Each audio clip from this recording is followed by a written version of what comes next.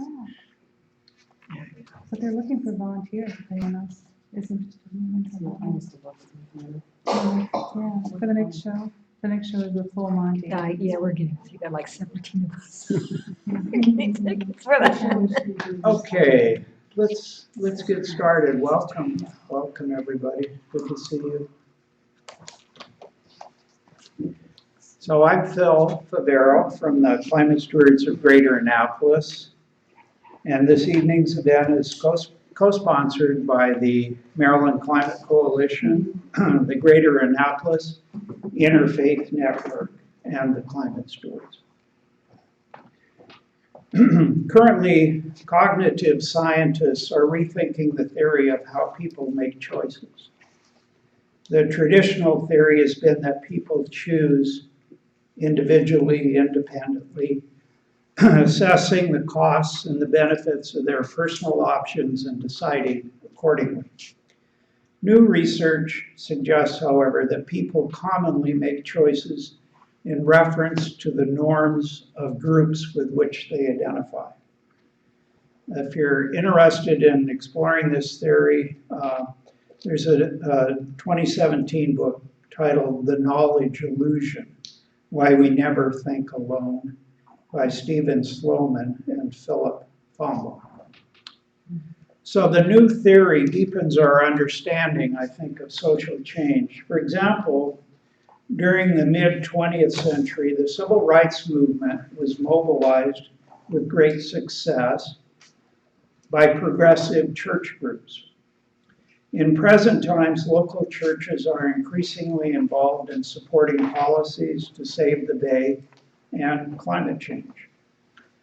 Tonight, we'll consider how faith-based groups work to achieve policies designed to stop global warming. We'll hear from 3 speakers about how they advocate for climate change policies. They'll provide insights about how they operate, and then we'll have a general discussion about advocacy for climate change. We'll begin the discussion by calling for questions first from Karen Neal, who has experience in lobbying, and then we'll open the floor for general discussion. So about our 3 speakers, Catherine Goggins, did I get that right? Goggins, yeah. I knew I'd mess it up. Catherine Goggins. Catherine's an organizer at Interfaith Power and Light. She studied agricultural economics at Virginia Tech and graduated in 2015. Catherine draws connections among the issues of poverty, incarceration, and environmental justice. Then Emily Wirzba, a legislative representative, sustainable energy and environment at the Friends Committee on National Legislation, will speak. Emily lobbies to achieve bipartisan recognition of climate change and action in Congress. She works with FCNL's FCNL's network across the country to organize constituents to lobby, to write, and to work and to advocate for bipartisan environmental action in Congress.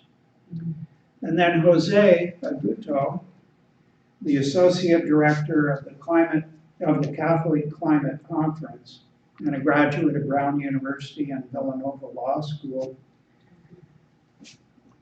Jose answers Pope Francis's call to care for creation and the poor and works to provide a united Catholic voice to support sensible, faith-informed climate public policies. So help me to welcome Catherine, Emily, and Jose.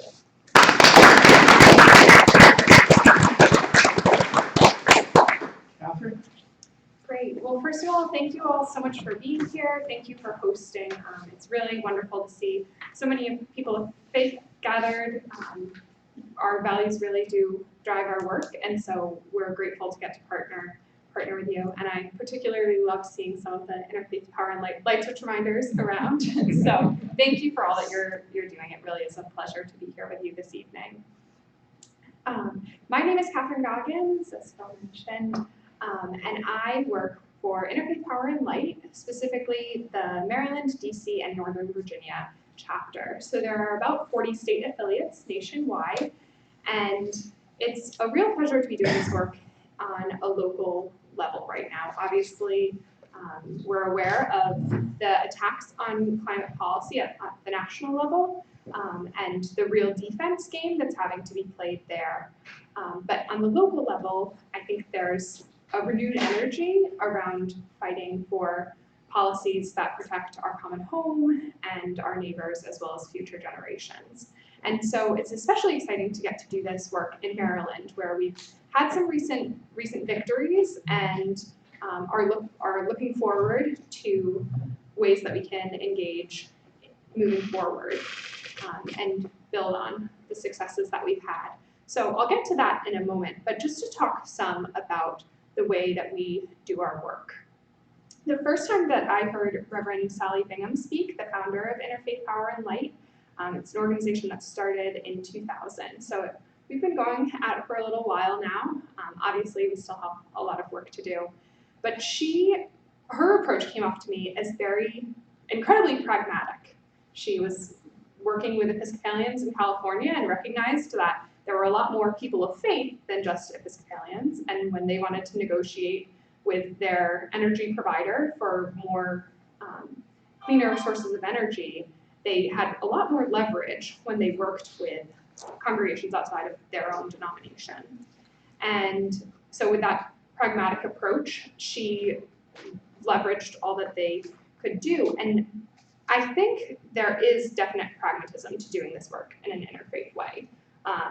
We're fortunate that we have congregations that have gone solar in our network, who can really push forward and lead the way and encourage congregations where this is uncharted territory or might not be something that the whole congregation or the whole community agrees on. It also provides really beautiful cross-pollination. We have a Green Leaders listserv that some of you may be on. I'd be happy to add you if you're not already, where someone who's doing work in a congregation that's looking to get their first audit or something like that can be in touch with others who have gone through the process and kind of share ideas. But I think that in more than just a pragmatic, as far as get the job done approach, it's really helps us on our individual journeys to see the way that other people are responding to their call. And that's something I've definitely appreciated, learning from others in my work with Interfaith Power and Light thus far. So to share some examples from the past 2 years, I'd like to start with an event that Interfaith Power and Light does in partnership with the Chesapeake Climate Action Network, or CCAN. And it's a really powerful event called Climate in the Pulpits, and it's been going on for the past 2 years. And it invites clergy and lay leaders to gather their congregations and lift up climate change as part of the teaching that particular weekend. So it starts on Friday with our Jewish brothers and sisters and continues throughout the weekend so that everyone's service can lift up the same goal. And as part of that, after the sermon or the homily or the reflection is given, there's a time where there's a passing of petitions that are in many congregations gathered in the collection plates. And to see that done in a way where you're responding as a community in your place of worship, I think is incredibly powerful. And it also works out as a good advocacy strategy. The first year that we sponsored this event with CCAN, we were able to deliver over 1,000 petitions to a prayer breakfast for state legislatures in support of the Maryland Clean Energy Jobs Initiative.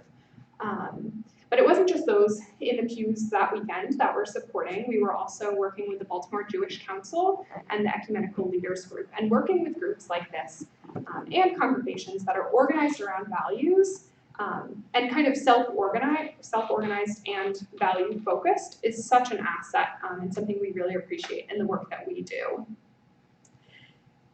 and it allows us to, just put the pieces together to mobilize on acting on climate.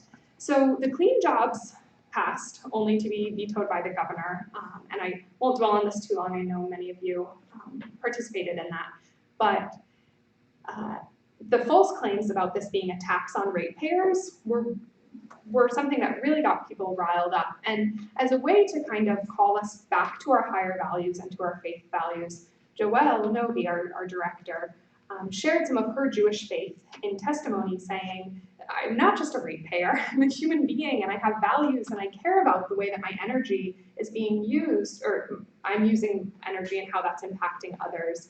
And after the veto, we started lifting that up on social media, and it was actually tapped into by some of our secular partners, and they made a meme that was widely shared and kind of reframed the conversation. And I think that's something that, as the faith community, we can do in a powerful way. It's not us versus them. We're all humans and we all have these values. So how can we prioritize them? How can we care for creation and our sisters and brothers? And so that was very powerful. We eventually overrode the veto, and as you know, the Clean Energy Jobs Initiative passed. The following year, Climate in the Pulpits, we had a wonderful quote from Wendell Berry on the petitions, reminding us to do unto those downstream as you would have those upstream do to you. So definitely calling to mind some scripture for many of the congregations that we work with. And that language and the commandment that it really calls us to something higher when we hear it that way. And Wendell Berry has a way of tying things down to earth as well in a way that is really tangible. And that quotation does it for me. And it was a powerful way of gathering petitions from the faith community again last year. And again, we had the support of the Baltimore Jewish Council and the Ecumenical Leaders Group, which we're forever grateful for. It's really wonderful to be doing this work in such a broad coalition. So we had their support and it passed the House, which was really exciting, putting a permanent statewide ban protecting the beautiful waters of the state.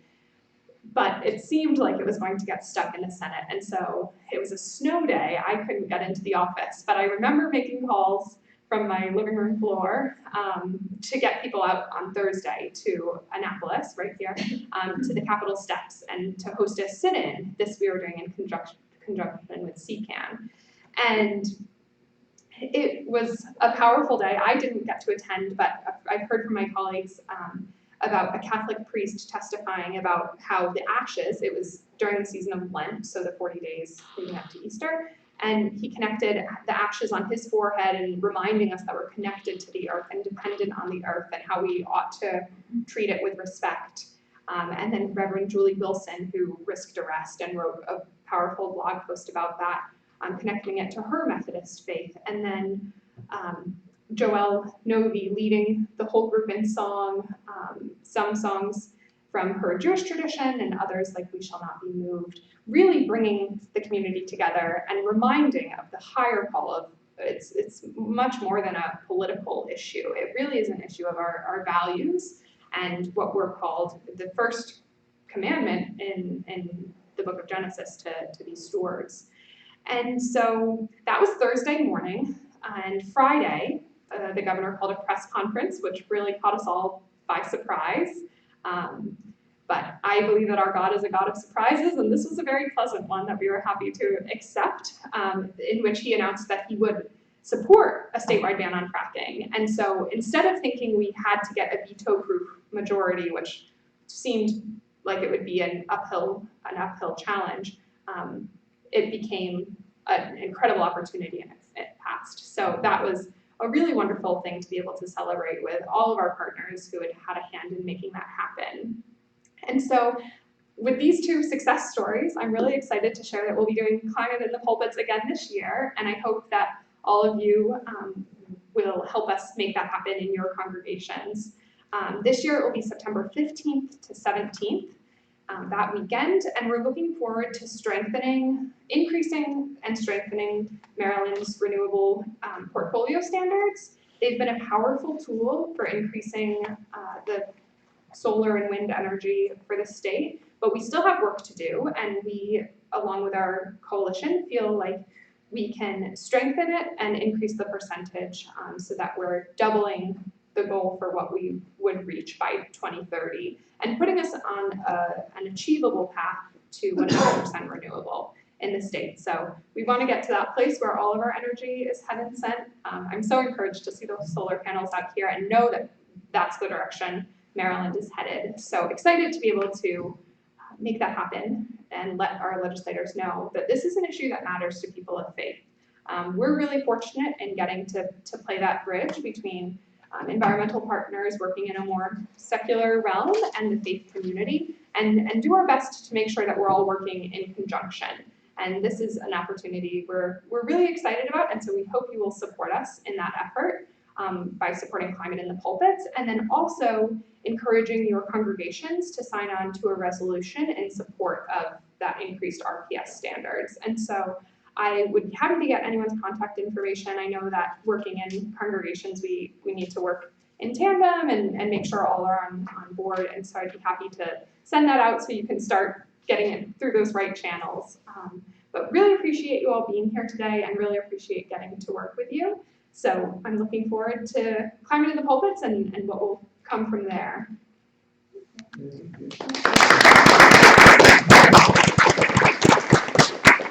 Thank you, Catherine, and I think you have a sign up.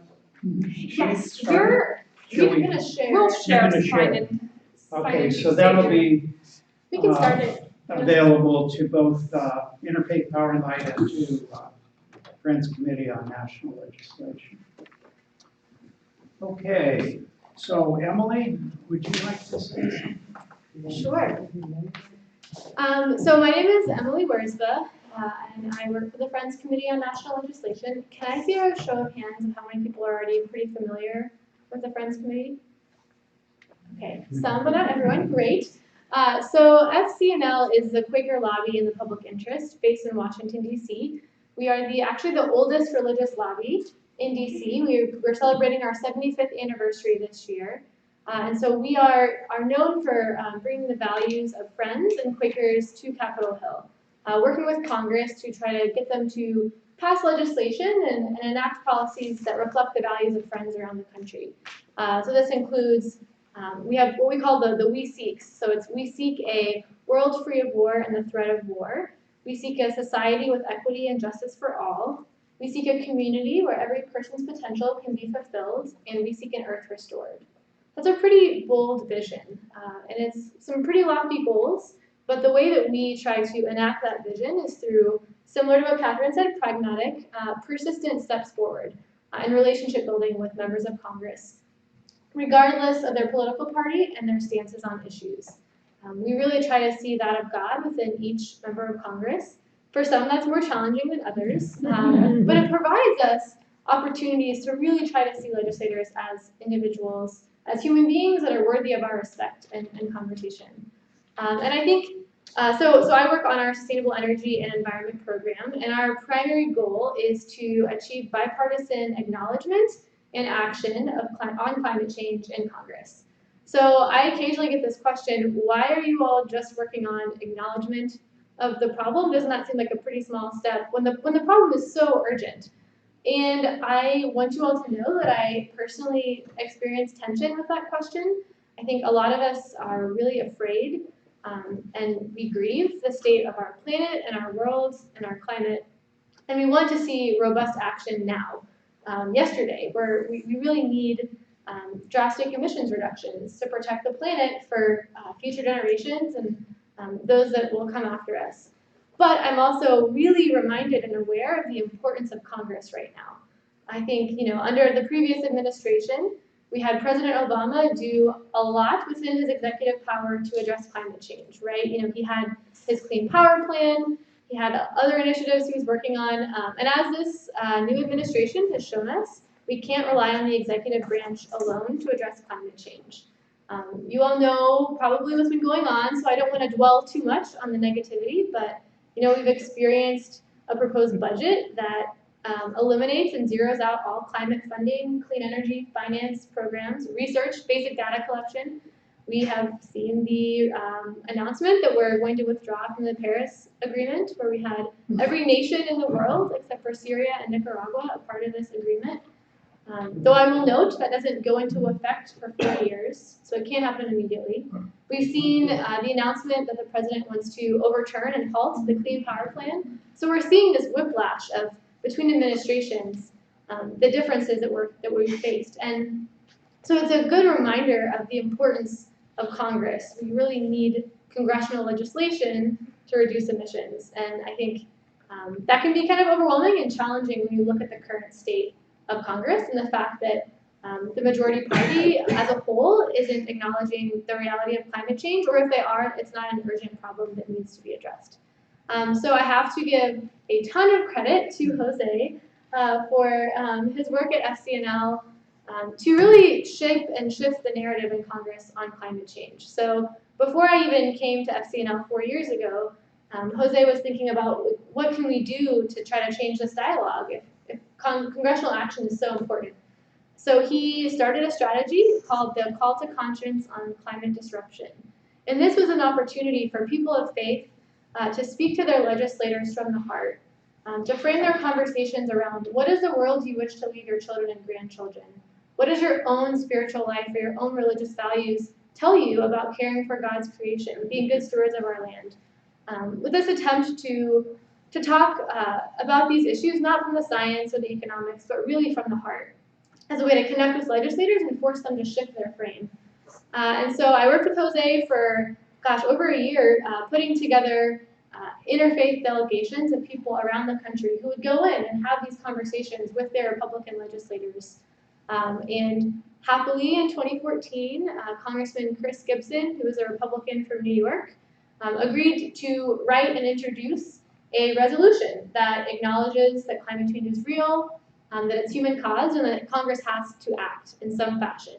And so he was asked by a Catholic, Quaker, a Presbyterian, kind of sounds like the start of a bad joke, right? Like all these people walk into a members of Congress office, but they had a beautiful conversation with him, and he realized, yes, I can do this.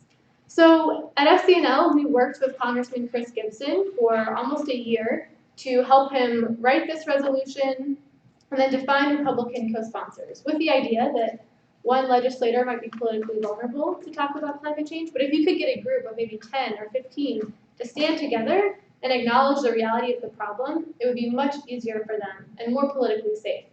So happily, I'm kind of speeding up the timeline here, but after over a year's work, the week before Pope Francis came to Washington, D.C. in 2015, in September, Congressman Gibson introduced this Republican climate resolution with 10 co-sponsors.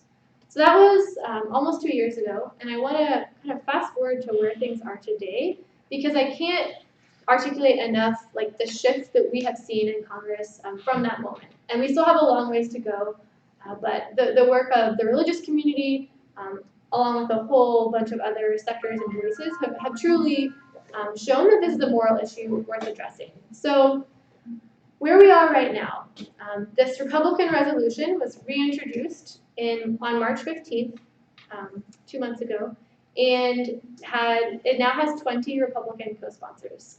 There is also a bipartisan House Climate Solutions Caucus.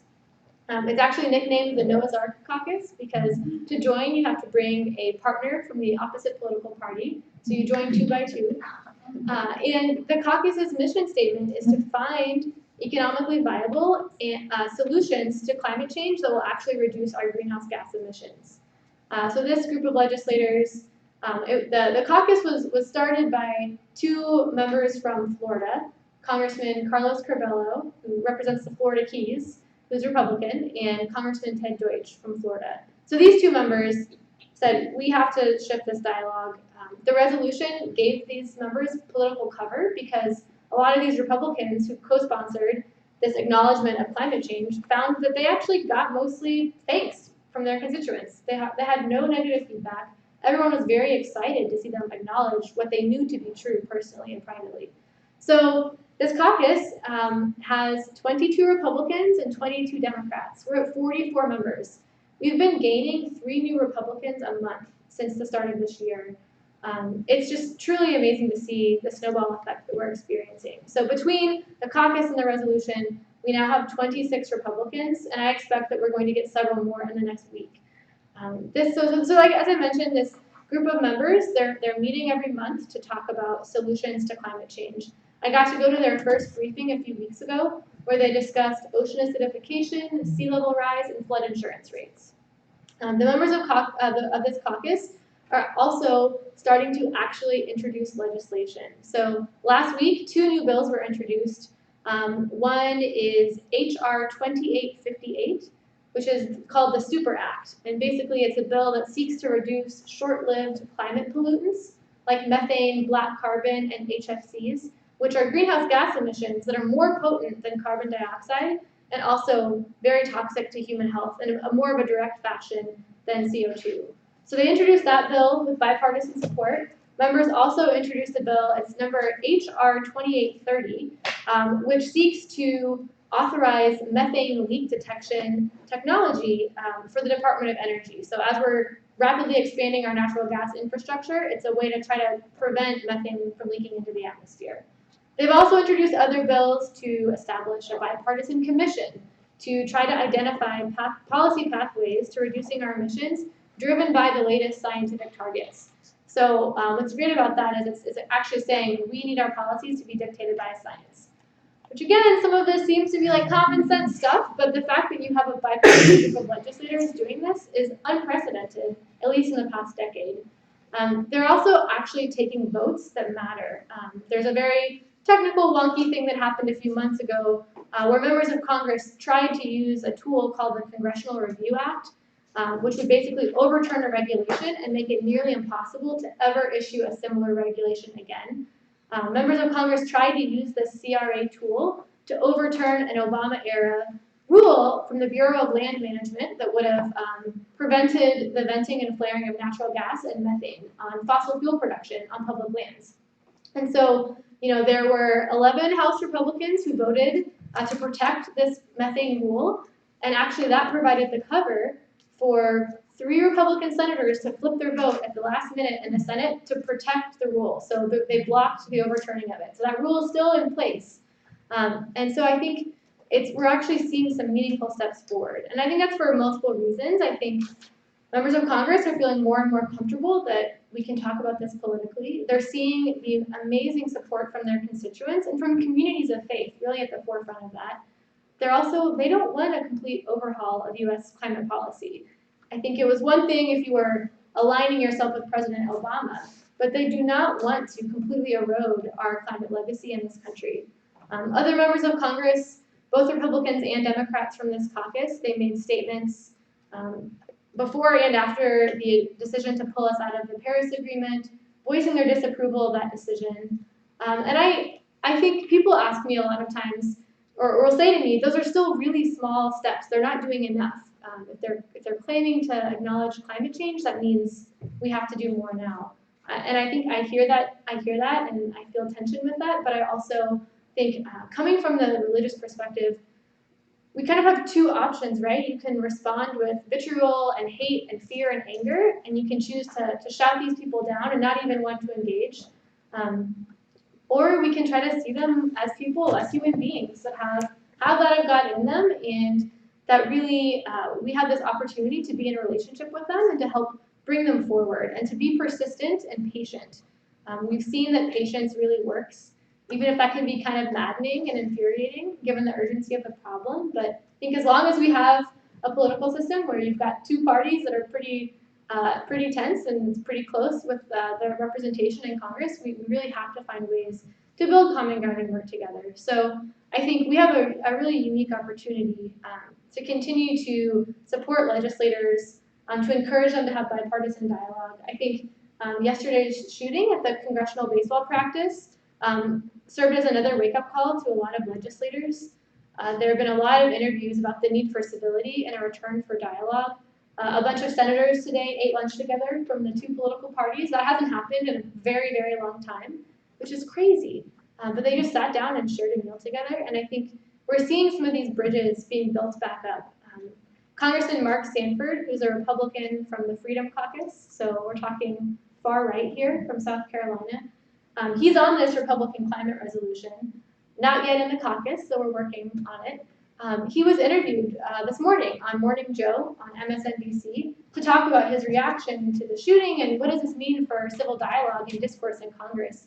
And he actually brought up the Climate Solutions Caucus as an example of legislators that are starting to want to work together out of this moral obligation for our planet and for this need to break through the partisan rhetoric. So I'm filled with a lot of hope, which is strange because there's a lot of really hard things happening in our world.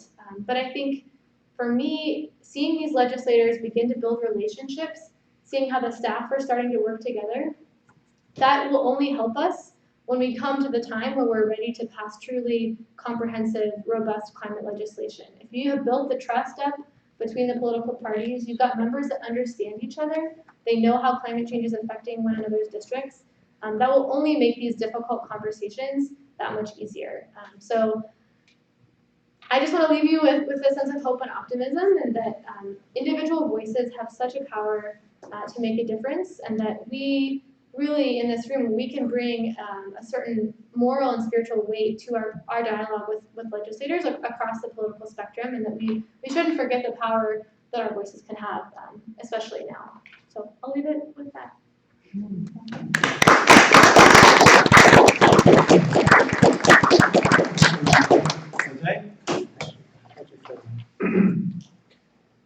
It's good to be among friends again. Thank you for inviting me to this sacred space. I'm going to take the liberty to talk more simply and purely from a faith perspective. Oftentimes, as we dialogue with others, for example, in the environmental community, we add on our faith as part of the overall advocacy effort.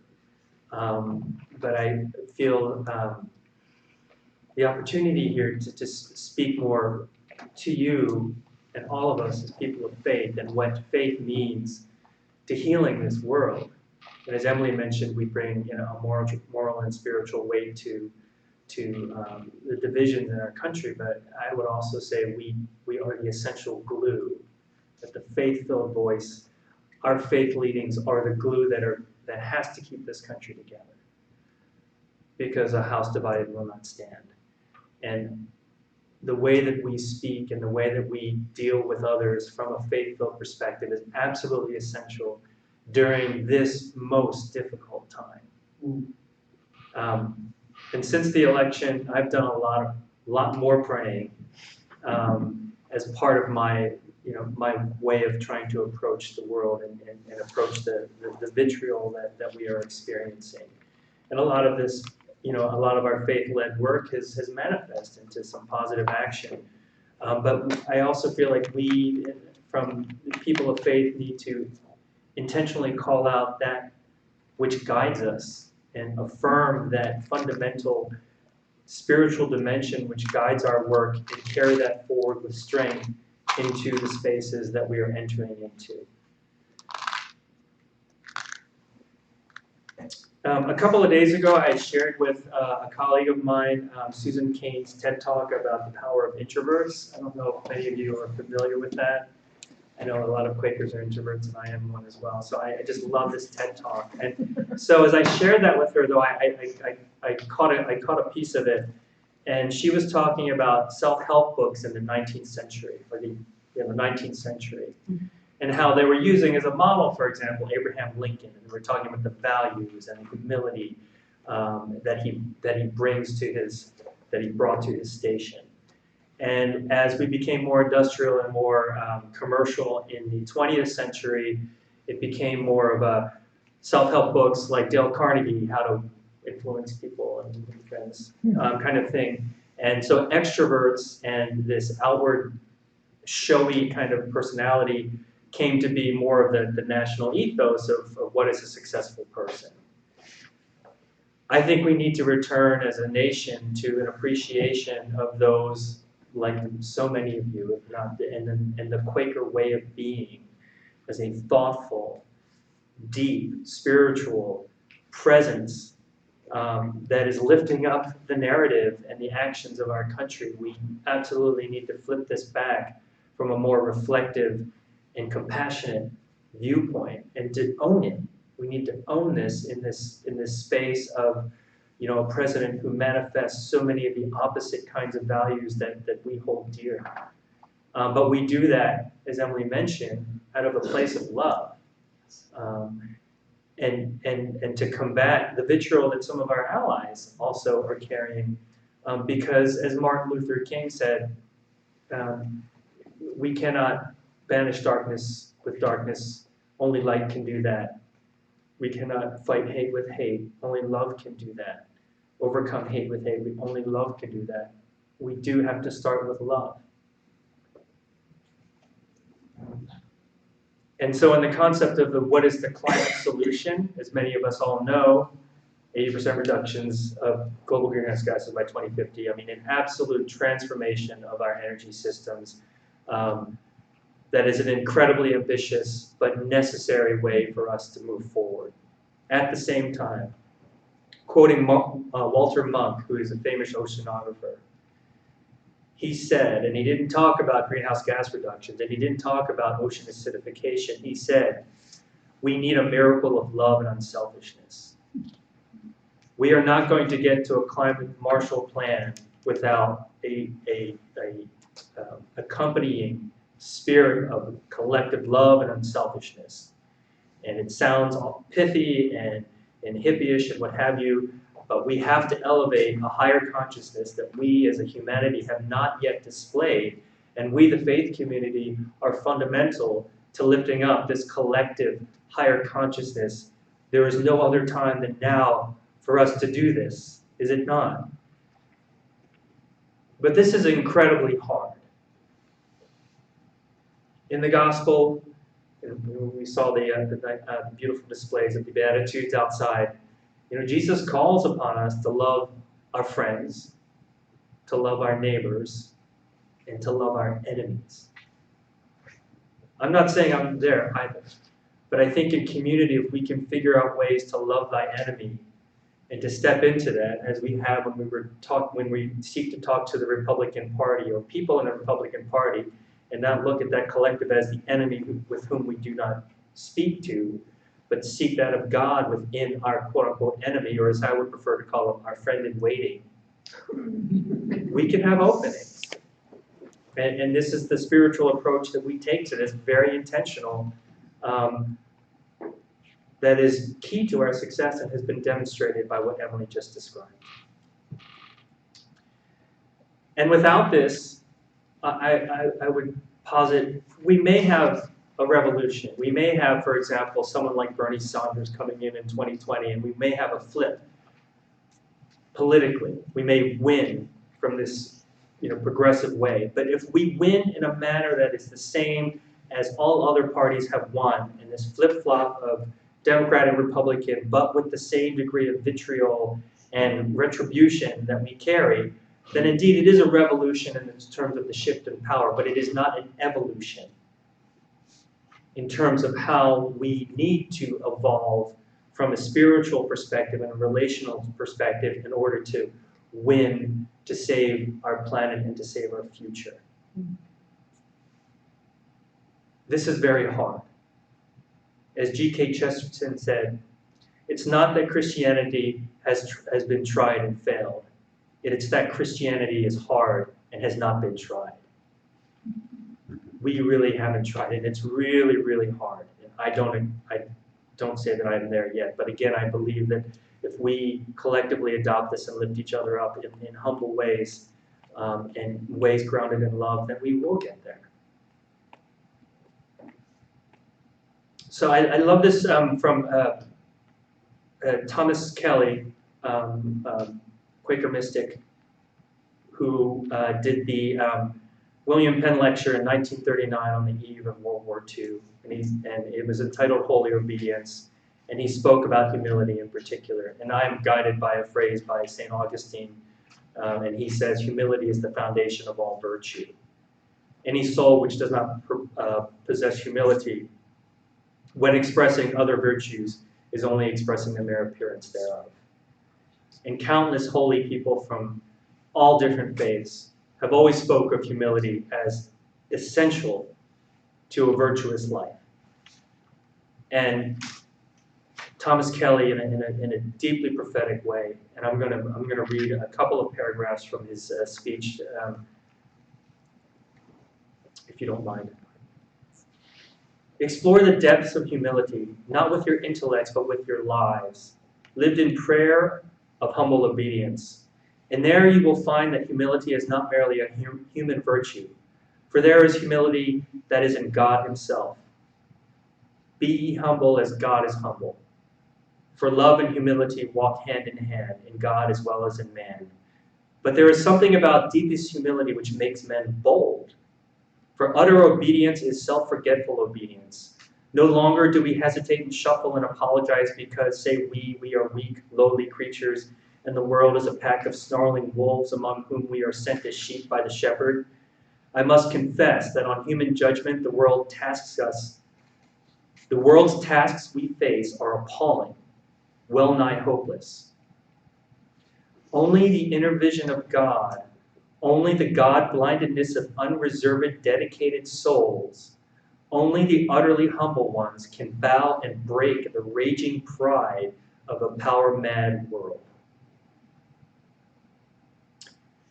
So that's from the individual perspective. From the collective perspective, an even greater challenge, going back to the need for us to develop a Marshall Plan. I'm a big fan of Reinhold Niebuhr, an American theologian, one of the greatest American theologians, politicians. He just transcended so many different categories. He wrote a book called Moral Man, Immoral Society. And one of his central themes was that there is the ability of an individual to transcend and to be so virtuous as to be a person of incredible virtue, and to reflect that example throughout the world, saints and holy people. So you do have moral men and women. That is attainable. Immoral society, moral man, immoral society. One of the greatest challenges, though, is that when you speak of collectives, the collectives of individuals, that by nature of organizations, there is a collective self-interest which makes that moral expression on the individual level practically well nigh impossible. So when we think about the actions of nations, they are very self-interested. We think about the actions of what the United States does with its countless interventions in other nations which are undemocratic. You know, we think about all of these things from an international relations perspective, and we're seeing jungle-like behavior or animal-like behavior, but actually that's an insult to animals because animals actually don't treat others with the kind of appalling behavior that we humans sometimes foist on our fellow human beings. But nevertheless, this kind of behavior exists in the collectives in the sense of what is in the collective self-interest. So it is an incredible challenge for us to lift up our individual moral leanings and help reflect them into the society that we need to shift, again, to create, for example, a climate Marshall Plan grounded in love. So I'll finish with this, though. So being a big fan of Reinhold Niebuhr, I was doing a little Google search and I came up with, there's a little blip in Encyclopedia Britannica. You know how they have these beautiful, really concise, dense biographies. And within Reinhold Niebuhr's biography, it says that he was actually talking with the State Department during the conception of the Marshall Plan.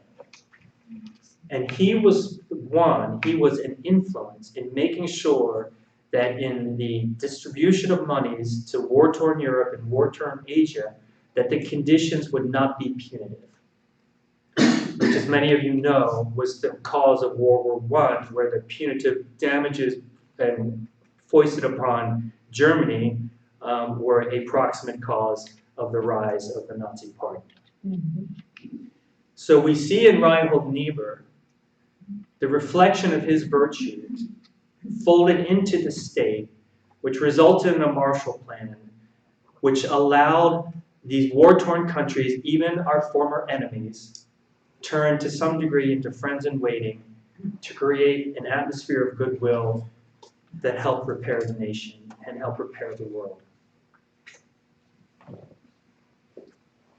And in the need for us to renew our earth, I'll finish with a prayer of the Holy Spirit, which is something that's been around for over 1,000 years, which is a reflection of a psalm, so also has Old Testament origin,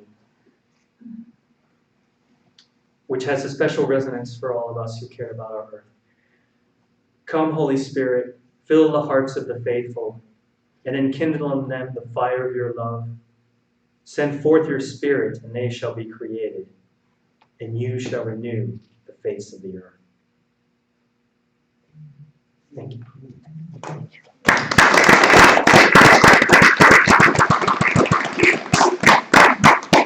all. So we'll engage in a discussion now, and I mentioned Karen as a possible first question, but Carl has also joined us, and I talked with Carl earlier about Carl Dowell about asking the question. So let me open the floor, but if Karen and Carl have questions, let's start with them. All right, thank you. First of all, very impressed by your youthful leadership. I think we're all very pleased to hear how you're speaking about this topic and leading at the federal level, state level, you know, and interorganizationally.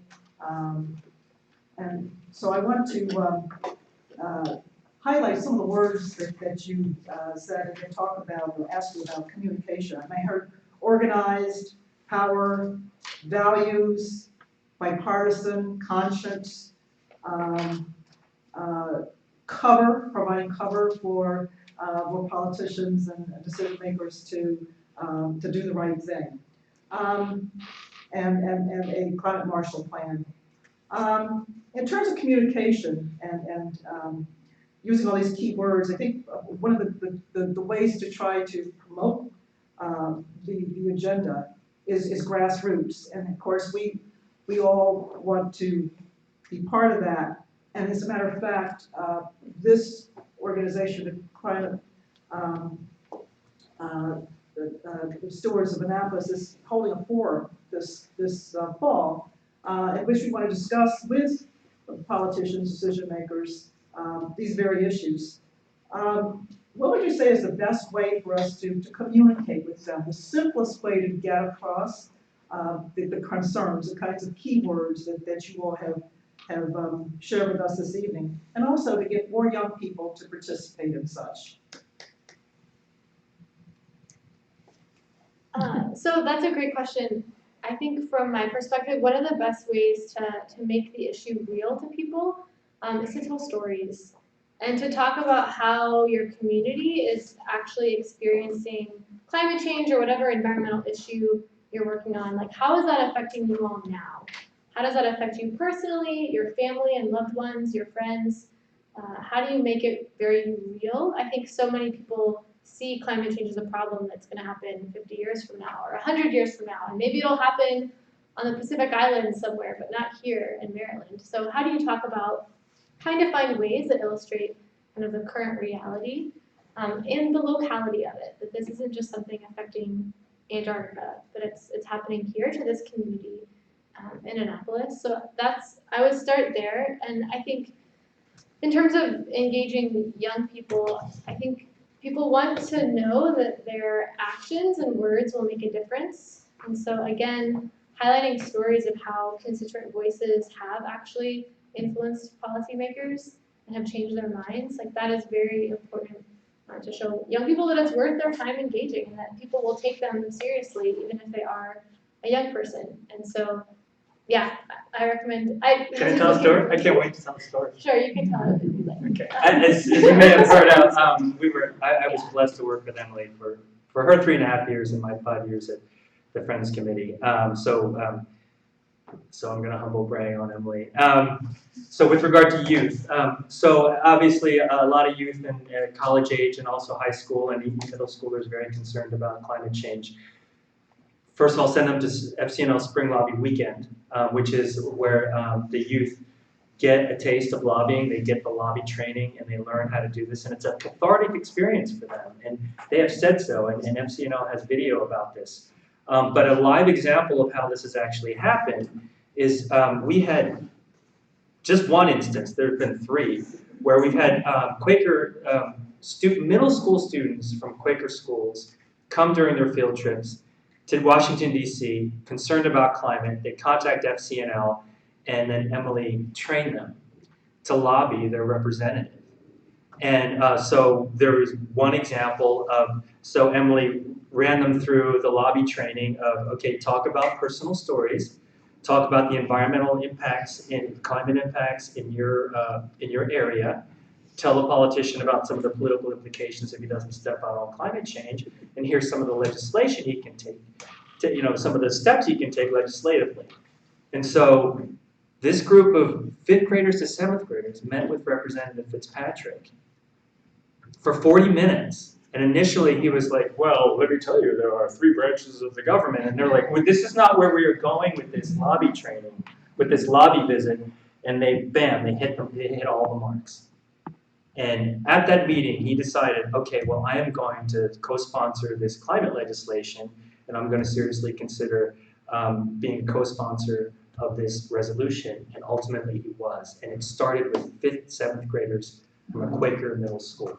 Because of Emily.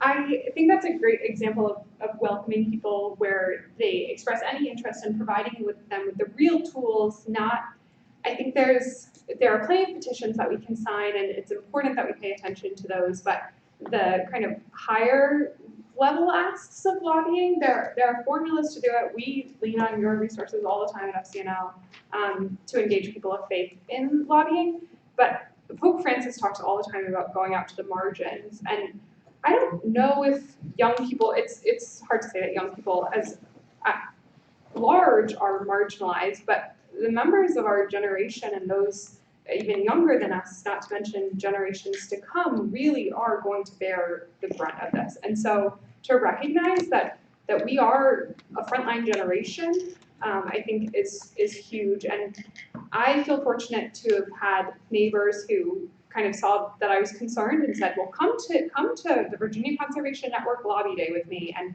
they allowed me to tell my story and encouraged me in doing that. And that was in high school. And I don't think I recognized that growing up in Hampton Roads, Virginia, that we were a frontline community. In my lifetime, I couldn't tell that the storms were worsening, but this year my parents had to install a pump under our house to get the water out. And the house is a lot older than I am. And so we are seeing these changes starting to happen. And obviously the data tells a much clearer story than in my little blip on the span of time. But so to recognize that we are confronted with these challenges in an incredible, all-encompassing way, and to acknowledge that first and foremost, and then to meet people where they are, whether it's providing the lobby training or reaching out to the schools and the organizations that already are organized on this. I oftentimes hear in this work, like, well, there are no young people in the room except for you, like how they're not engaged on this issue, and it's just not true. So recognizing that work is being done, but how can we synergize? How can we bring our groups together and get them out to that panel or the conversation with lawmakers? It sounds really wonderful. And then, yeah, I got enough there, sorry. Good, thank you. Thank you. Yeah. Carl, a question? Sure. First, I would start off by saying I appreciate your sentiments and the way you're speaking as well. It's great to hear people make these statements. 20 years ago, this wasn't so popular. But let me ask you a different question, because I think you're a bit preaching to the choir. And at least from my viewpoint, we've got a long ways to go. We've basically come to a point where we're no longer getting much worse, much faster. That's nowhere near good enough. And I think the faith community is really a tremendous target. What can we do to be reaching out to other people within the faith community, particularly some conservative and evangelical groups, number one? And secondly, have you seen any pushback against that from some of the billionaire class that's running politics today? It's a good question. So I kind of alluded to this, but we have congregations that are kind of really pushing the envelope and on the forefront. And then we also have congregations where it is a really lonely position to be the person, Pastor, won't you please mention this? Can't we sign this petition? Or could we switch away from styrofoam at the coffee hour?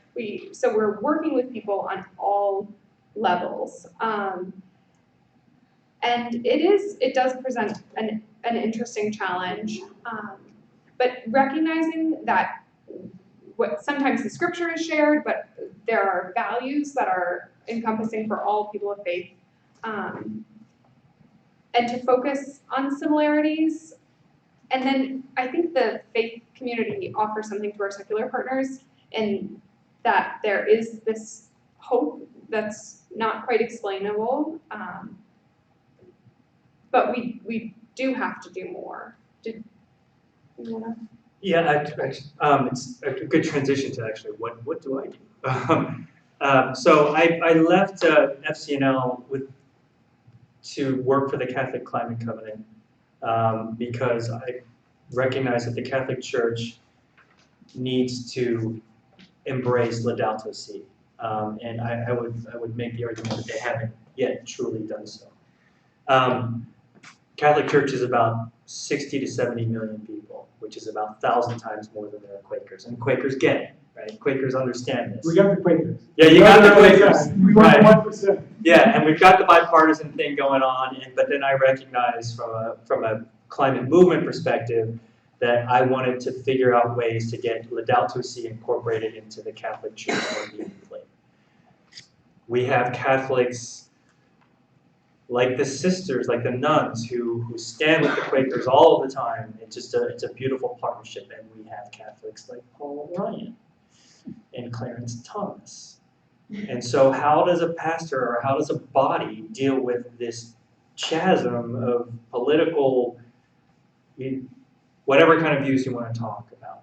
So if many of you are familiar with the Yale's Six Americas, so the Yale groups America into 6 Americas: the alarmed, the concerned, the cautious, the disengaged, the dismissive, and the, what's the last one?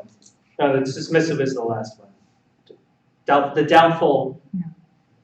Anyway, so you've got this spectrum. And so you can look at the 6 Americas as the Catholic Church encapsulating those 6 Americas. And what my goal is, or what I believe our goal is, just like with FCNL, is that you're taking each one of these 6 Americas and hoping to move people within them one step over. How do you do that within the Catholic Church? We are designing a concept where we at the Catholic Climate Covenant, we have homiletics that we can give pastors, school curriculums on Laudato Si, as well as climate science that we would reflect in the parishes, and also energy efficiency. We will work with the parish to do energy efficiency, LED retrofits. Oh, you can save 30% on your energy bills. So if you get to the facilities manager or the skeptical pastor and say you can save 30 to 80% on energy efficiency, you may not care about climate change, but we're going to bring this whole package to you, and we're going to hit as many of these Americas as possible within that parish, and every America is represented in that parish, then creating this virtuous cycle of activity from energy efficiency to homiletics to this curriculum development. Then we're lifting up the Catholic Church, the mainstream Catholic Church, one step further. And that's how I see that work, and how reaching conservatives within that faith tradition. And thinking about the time span that we have to do this, one thing that I'm often reminded in this work is that faith communities are where people go in times of disaster. So if we think about the hurricanes that I remember growing up and where people were able to go for resources, it's oftentimes the church that's in your neighborhood or the synagogue, whatever it may be.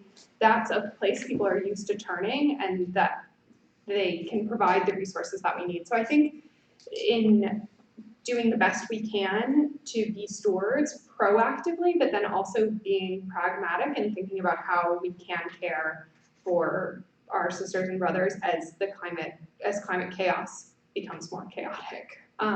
And thinking about our call as people of faith to respond to those changes as well that we are already seeing and are already being seen around the world.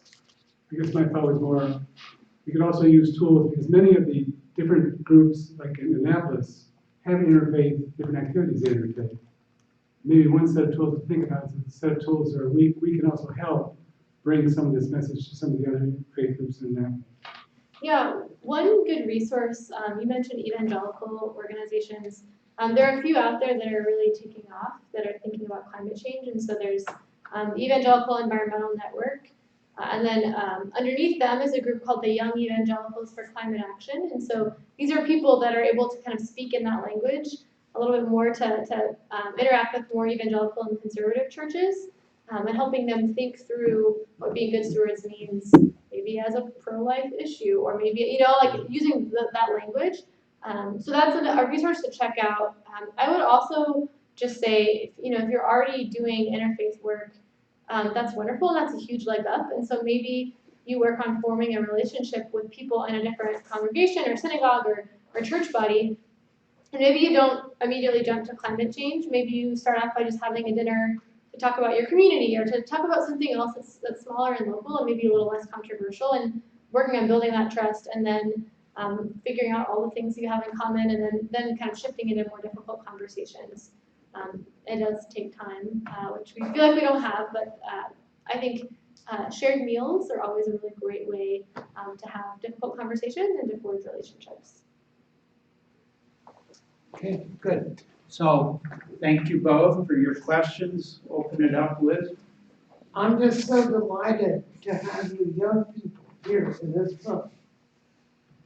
We do a lot of work about climate change here in this group and in the Interfaith Network I belong to and other places. But we don't have a large representation. We don't have a representation of young people. How can we connect up with them? It's a good question. So yeah, it's tough. I think one idea that I think, and maybe you all have done this as a meeting, but I know sometimes, so FCNL has a large youth lobby conference every March, where we bring over 400 young people, high school and college age, around the country to DC to lobby. It's a 4-day program, spring lobby weekend. You come and you learn about an issue, you talk about how do I tell my personal story, how do I get empowered, and then you actually go and lobby. And so oftentimes, Quaker Meetings will volunteer to sponsor students from the local university, from the meeting house, from areas around there. And that forms a relationship because the student goes off to the conference, they have a great experience, they come back, and then they present at the meeting house, and you can begin to foster a relationship that way. That's one very concrete example of what I've seen other meetings do around the country. I'm thinking back to ways that I have been engaged by people outside of my own age demographic, and one example comes to mind is a woman who's very active. I went to Virginia Tech and was very active in the environmental community there, as well as the Catholic campus ministry, and there weren't very many people. I remember game day weekends, I would always go to the earliest mass because I loved seeing babies and alumni and people that weren't 20 or 18 to 23. And I think there's a real richness in intergenerational friendships and working relationships, but I think it's all of our tendency to work and operate in the bubbles where we are, and to it's sometimes more comfortable to be with people that are like us. And so I remember vividly the Phyllis in Blacksburg would come to the Environmental Coalition meetings and present about things and offer to help connect us with resources outside. So it might not start with having someone come to your meeting, but seeing how you might be able to go out and engage with the university or the school groups that are already active in this work, and then invite that partnership. Because I think there is a hunger for it and a desire to be effective in our work. And so on a personal level, and then as far as getting the work done, there's a huge benefit to working in that way. Well, I can see that, I can hear that, I can feel it in you guys. So it's wonderful that you're here and doing this, and that other people your age are doing this too. So It's not just us old people. It's No. everybody. Well, can I just get your reaction to if we could stop using fossil fuels, would that do the job? How do you feel about the idea? I've seen a lot of discussion of we've got to stop the amount of emissions. If we stop the emissions, would that in any sense do the job? Do you yourself think, or what about the congressmen, senators who are dealing with it? Do they think that if we could just stop fossil fuel use, stop emissions, that would solve the problem? So Will's bringing into the discussion the idea of stock, emissions being flow, but we already have over 400 parts per million stock in the atmosphere. I wasn't expecting him to answer. I think the Pope does a really wonderful job of addressing, well, not to dodge the science, I'm not a scientist, and I hate when other people say that as a way of dodging responsibility, but the truth is that's not my area of expertise.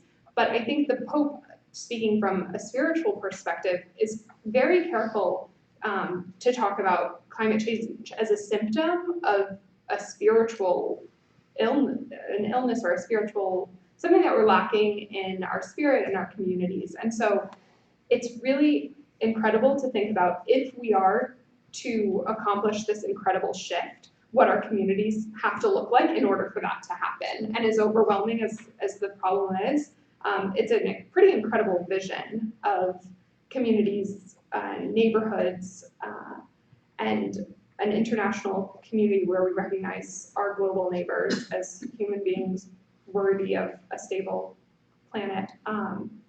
But in terms of what exactly, like, at what point we have to switch, I definitely have to rely on the people doing the scientific research for that.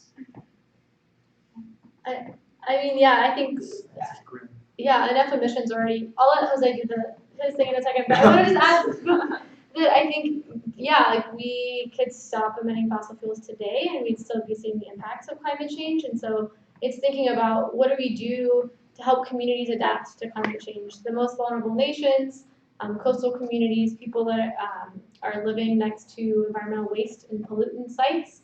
So it's thinking about those communities that are being impacted, and no matter what happens, whether we stop emissions tomorrow or whenever, like we still have to care for those communities and really invest some serious resources in what's actually a just transition for those places. And I think also it's a frustrating conversation to have at times because we don't have the infrastructure to stop emitting fossil fuels and stop using them, right? Like we don't have energy storage technology. We're not investing in that enough. The infrastructure isn't there. And so even if we wanted to, we can't do that tomorrow. And so it's figuring out how do we try to energize our legislators and our elected officials to make that transition happen for us as quickly as possible. But Jose, please. I know, Will, we've had this conversation before. And I think the strong opinion of climate scientists is that the science is grim. There's no doubt about it. And some of us in the climate world feel like what we're trying to do is try to make the world less worse than it is projected to be if we continue on the current trajectory. It's a zero-sum game, and, you know, without an actual predictive outcome. I understand that. I think it's our mission. Many of our missions, in speaking about that sort of that moral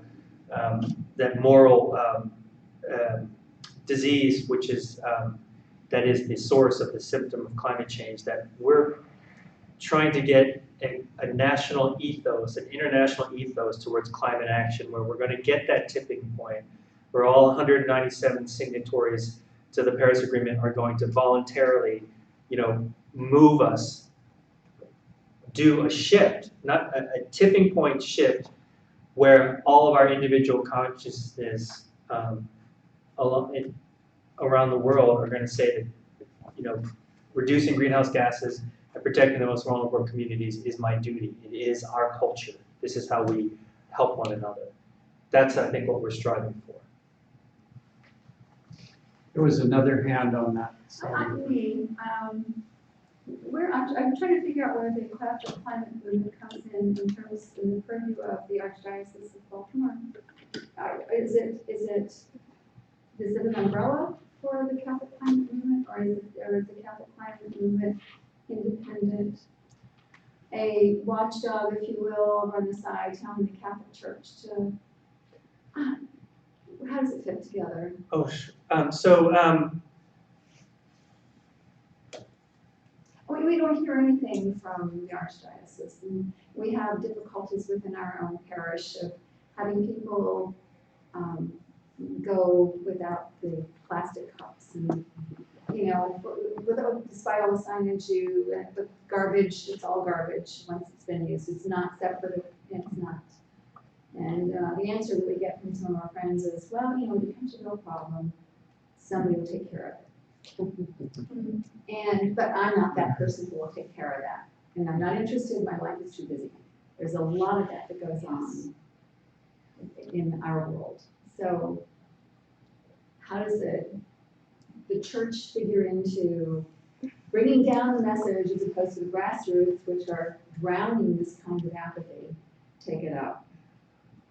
So the apathy that you speak of, and I recognize that, and I think that's what we're trying to do with this approach of bringing all of the suite of our services to reach all of the Catholics on wherever they are on the climate spectrum, to step one step further into that. And I experienced that apathy in my own parish, and I get that, and I'm not saying it's an easy thing to do. And even to talk climate with a parishioner who's a climate skeptic, I mean, that conversation doesn't go very far. So it's about action, just as Pope Francis says, or Saint Francis says, preach the gospel when necessary, speak. In those particular times, you have to talk about the energy savings and the solar panels in order to then get them into a greater appreciation. That's just the human nature of some people. To get to your, so the Catholic Climate Covenant is closely aligned with the U.S. Conference of Catholic Bishops, which is sort of the officialdom of the Catholic Church. There are many other Catholic orders and organizations that work on climate who are across the spectrum. And Franciscan Action Network, for example, are direct action witnesses willing to go to jail, willing to put their bodies on the line, and God bless them for that prophetic witness. And so across that spectrum, we at the Covenant seek to adhere more closely to the U.S. Conference of Catholic Bishops, so that we can then talk to the bishops, for example, in Baltimore, to say, here's our concept that will perhaps satisfy the parishioners across that spectrum. Let us work with you to act and to put that into action, so that we can then lift up that apathy and remove that apathy that you're talking about. It's a lot of steps, a lot of processes, but that's how I've seen trying to do it. Okay, do you have somebody within your group who actually talks to reluctant pastors and facilities managers? Yes. You do? Well, we have for example, we have a pastor's training program, but we have to get, as you know, the Catholic Church is very hierarchical. It's very important for us to get the approval of the bishop in order to then come in. So that's also why we align with the bishop, because we need a supportive bishop to then, if you will, send the directive down to have a pastor's training program for all of the pastors, even those who are skeptical, to talk about climate science and homiletics and advocacy. I see. And if we can provide a multi-messenger approach, I think there's a richness in our diversity, the diversity of our organizations and our networks. So I would be happy to chat with you after and get your information, because if there's a pastor in the area who is a champion on these issues, I think your witness is powerful, and I hope you don't forget that showing up and being a faithful garbage recycling sorter, having filled that role. Yes. I think that witness shows, and I think others recognize that people in their community that they care about these issues, and it's hopefully can become contagious, that concern for our common home.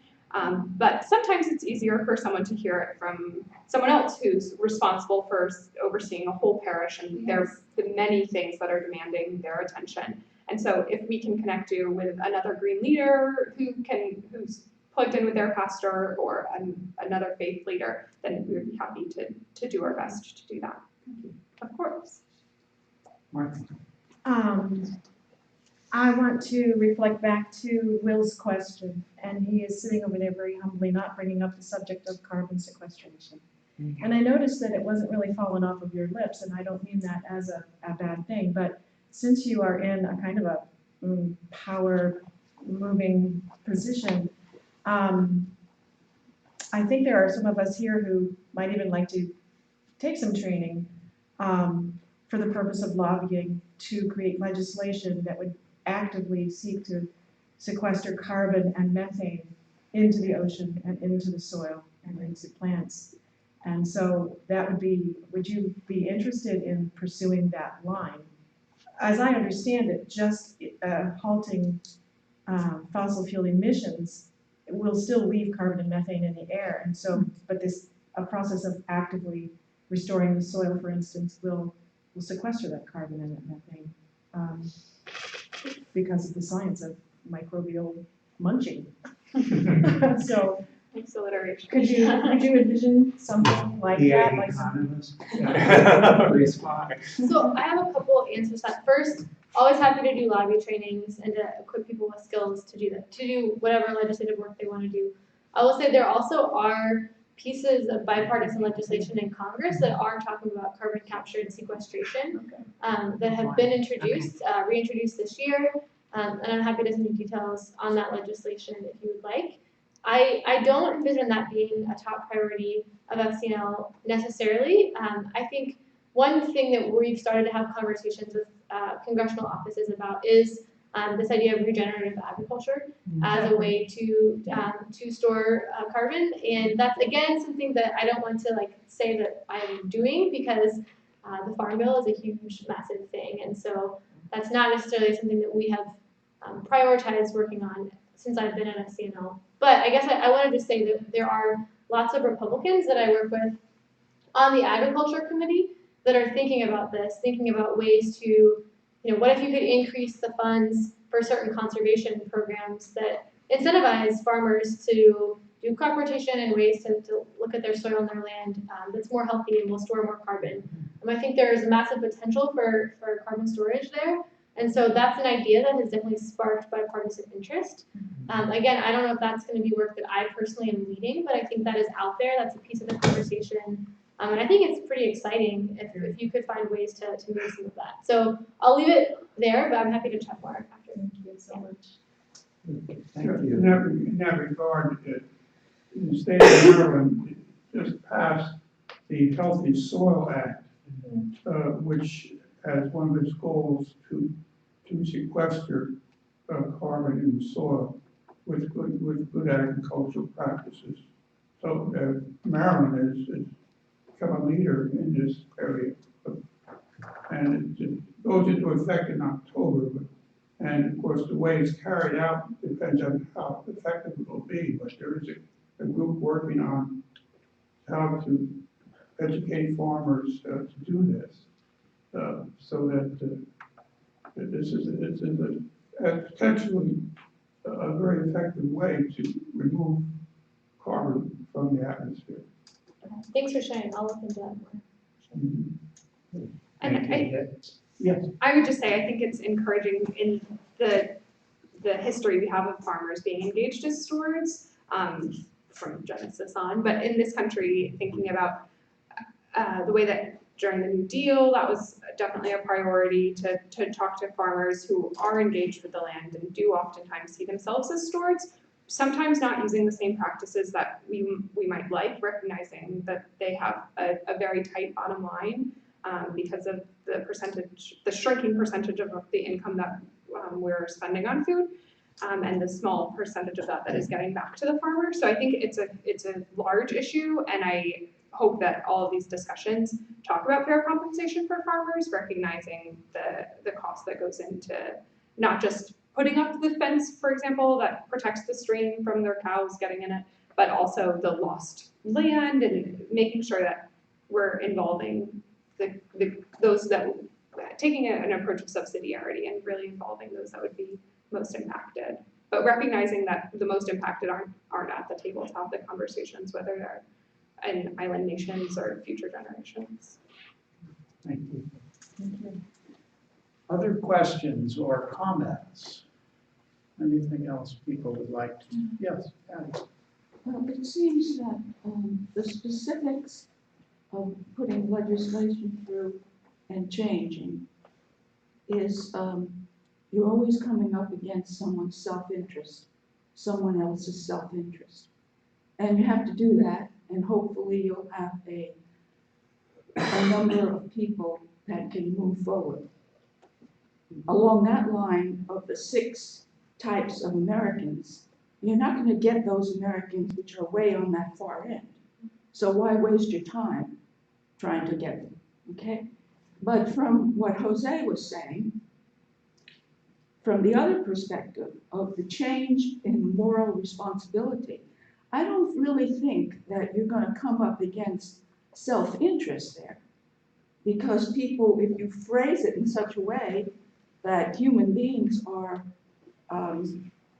innately responsible or have a concern for the earth they live on, or other animals, or their children, or their friends, and so on, it's hard for someone to say no to that. I think that people will say no to self-interest, but they may be more open to hearing the moral component. However, how to get that through is another issue. But I agree with you that that is behind the self-interest, the lack of a sense of accountability or a moral sense of what the right thing to do is behind the self-interest. But I think there's so much in our society that is going the other way, that's telling people to be selfish, that's telling people to be scared. It's both societal and individual. But I think it's absolutely necessary to bring faith and to bring love to the extent that you can find a way to do it. Because just trying to change the rules, you're up against self-interest. And even in doing that, you have to try to get the persons you're talking to want to do the right thing, which I think people want to do. It's how do they define what is right. So I'm going to make a comment. Thank you. Other? Anybody else want to join the conversation? Okay. Well, let's thank our speakers once again.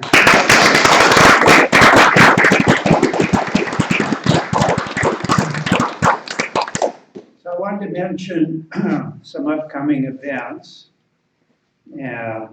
We have a Climate Stewards business meeting on the 22nd, Thursday the 22nd. Carl will be chairing that meeting.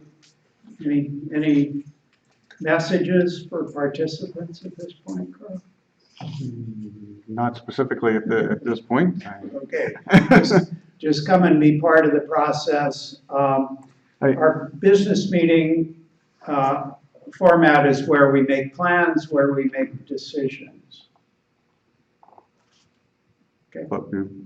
And this will be the last one before the summer, so. It'll be the last one if you can before the come, summer. please do. That's right. We'll take, as we've done for the last several years, we'll take a break over July and August. We'll resume again. We're having on the 21st of September, 2 people, a father and son actually, Vinny and Jamie DeMarco, and they'll be talking about the, among other things I'm sure, Maryland Clean Energy Jobs Initiative, which is a new statewide organization.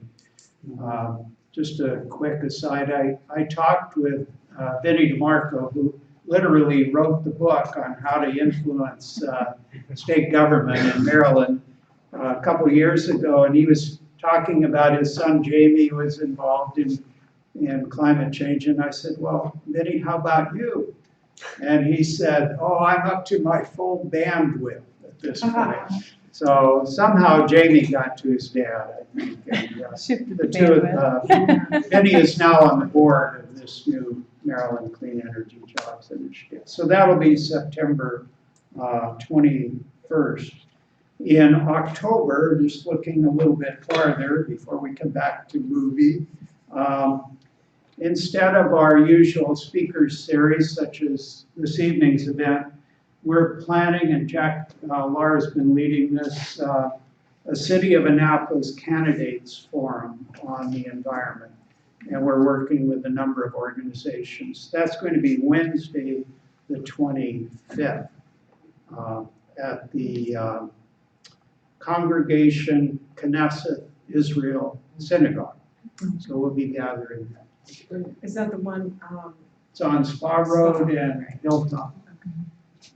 We wanted to get a place in the city and bigger than we have is here. that June 25th? October. October, right before the election on November 7th. These are being mayoral candidates? Yes, And- we're inviting the mayoral candidates, but also the aldermen and women candidates. Yeah, we'd like to get everybody there. That's our goal. But even before that, we'll have a movie on Friday the 23rd.